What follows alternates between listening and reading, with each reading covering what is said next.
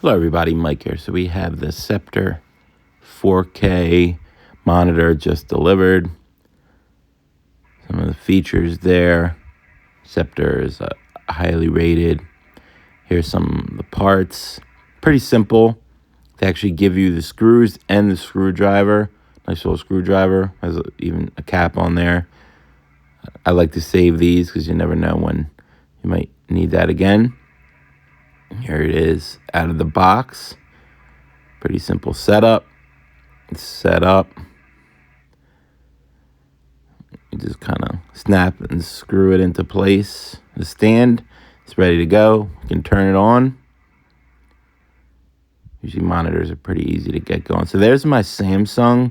I wanted another one to kind of match what that one looked like, and this one definitely does. I had a couple other monitors that I got. It didn't really look up to par, but this one looks pretty good. Like I said, Sceptre is usually highly rated and popular. So the screen looks nice. You can adjust to your liking. Here's some of the specs. 27 inches, 4K.